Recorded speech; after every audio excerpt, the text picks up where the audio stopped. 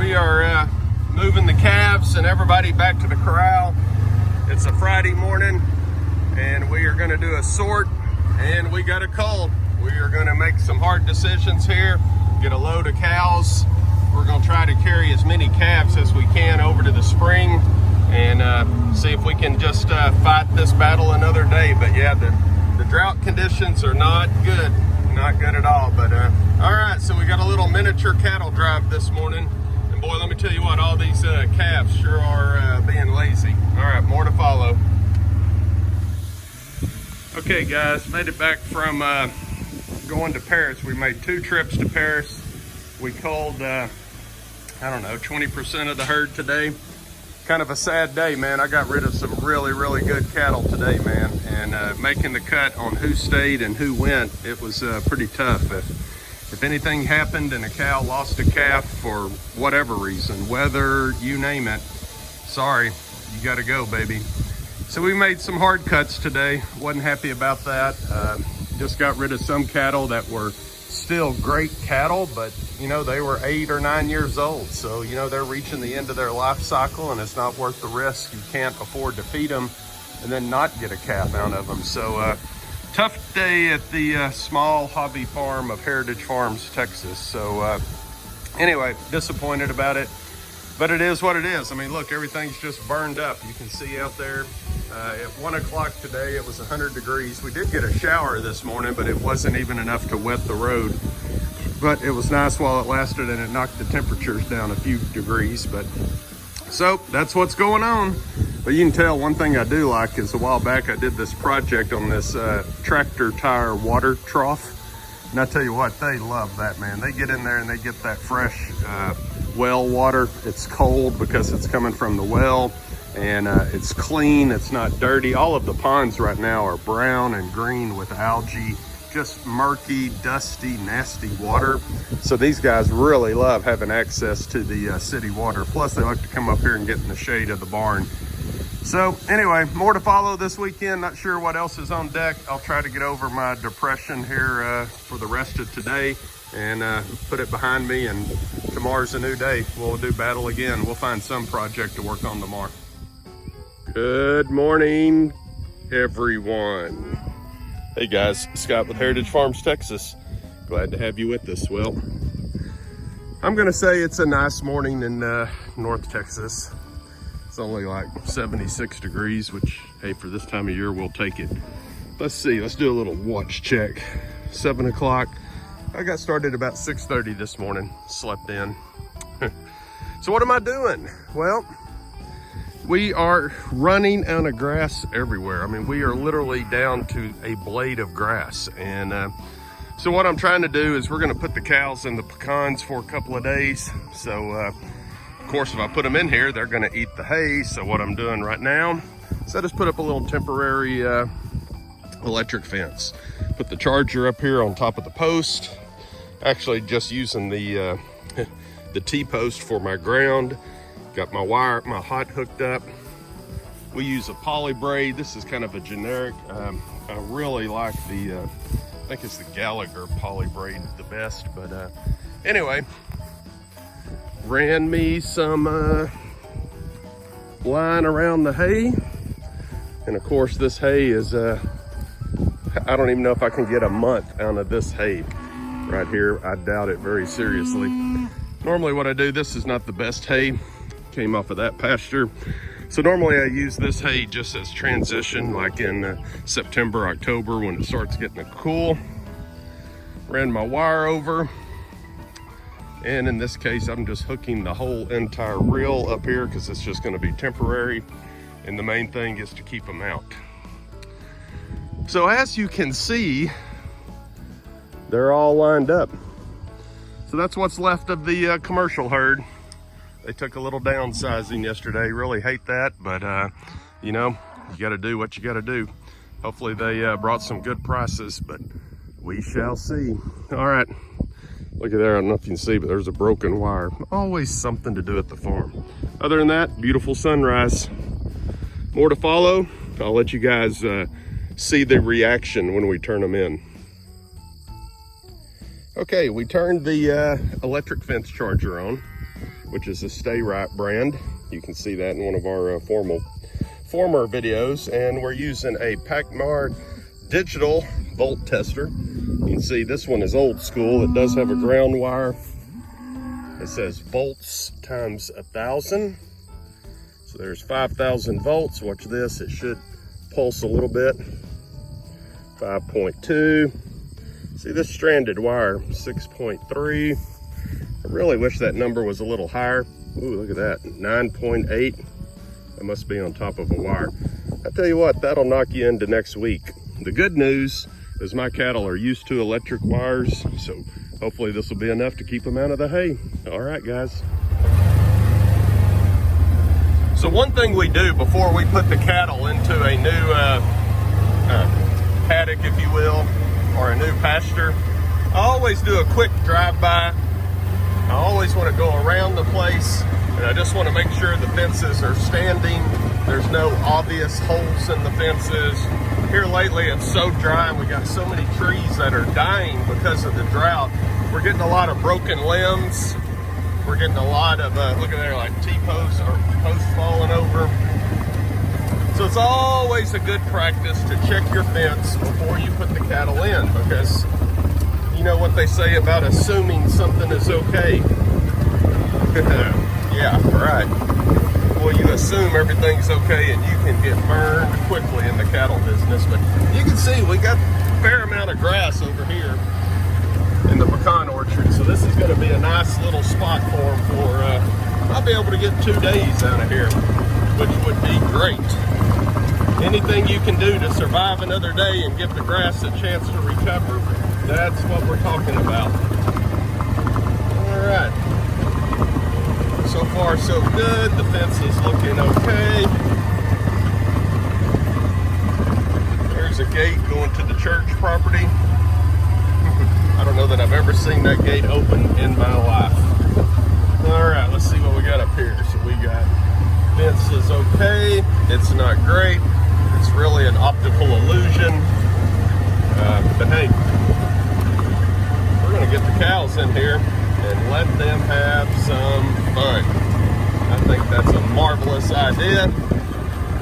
Get them in here and let them start grazing.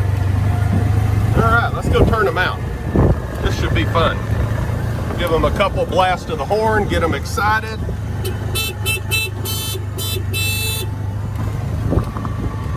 Come on, girls, let's go. Watch this, they're gonna love this. Come on.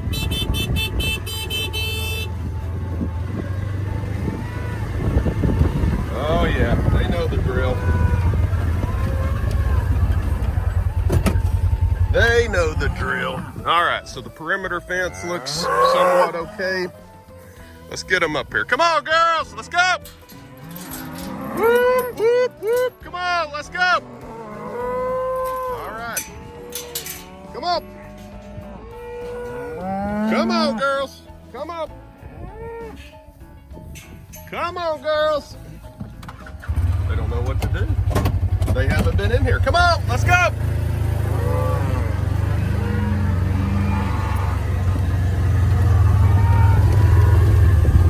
Oh, there you go. It only takes a couple to come through, and they figure out pretty soon.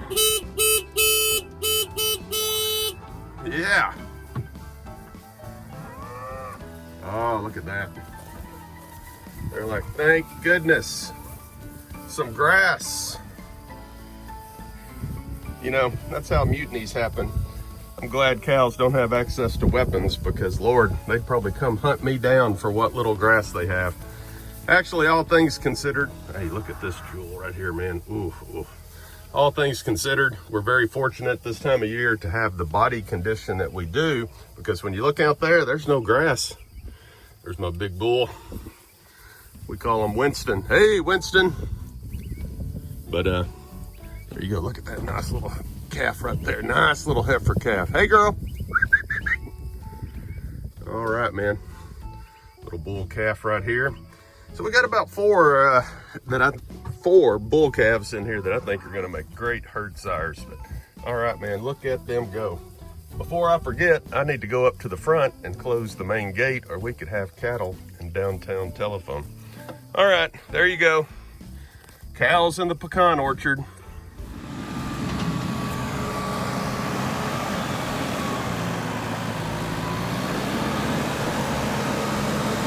well, we're trying to get something done here before the sun gets too high. It is humid, but at least it's somewhat cool.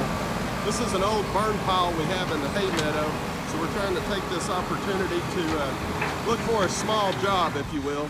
And the plan right now is to smooth out, pick up all of the leftover stumps, box blade the area, get it nice and smooth, and then we'll move on. But got Dale in the New Holland 5060,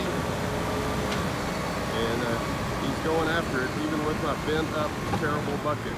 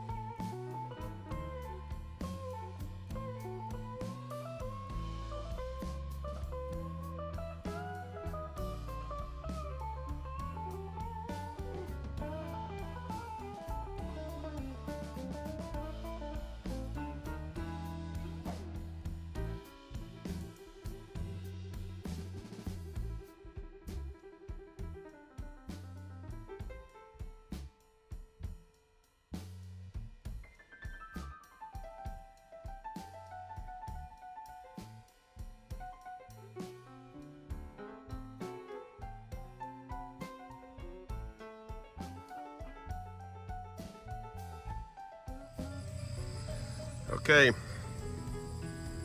the Casio Mudmaster watch, 8:50 in the morning. We've done pretty good. We got the cows in the pecan orchard, put up an electric fence, and we tackled this old burn pile.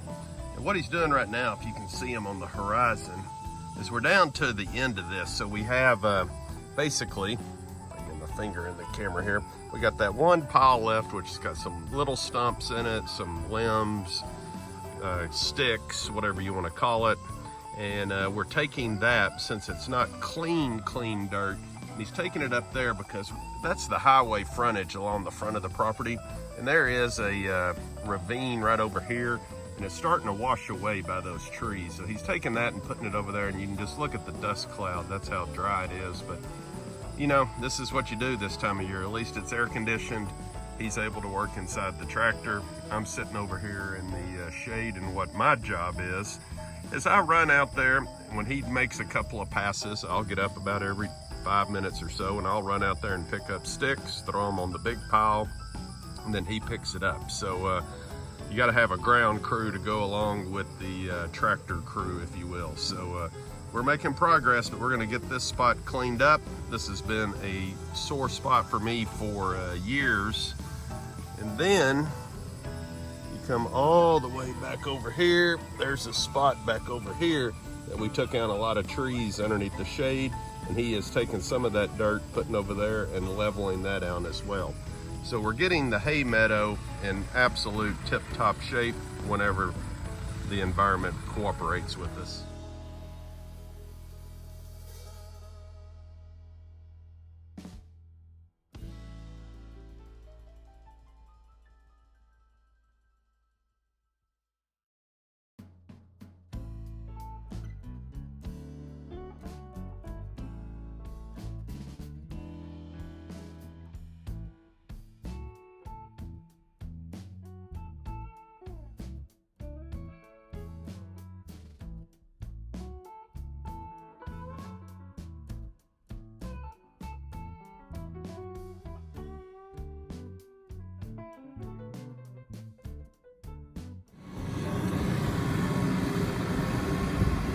So, in periods of drought, what do? Well, you take the opportunity while the water's down to try to clean up as much as he possibly can.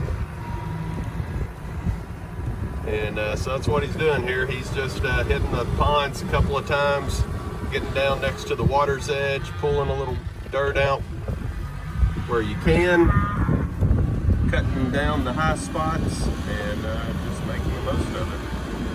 This is what you do when it's so dry you can't do anything else. You get on some of these projects that you just normally don't mess with.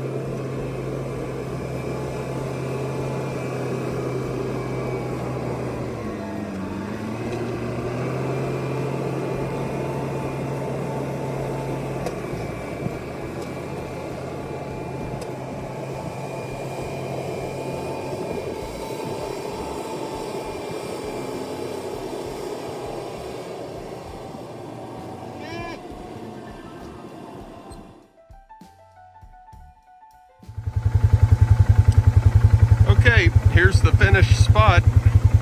So boy, it definitely looks a lot better than it did before.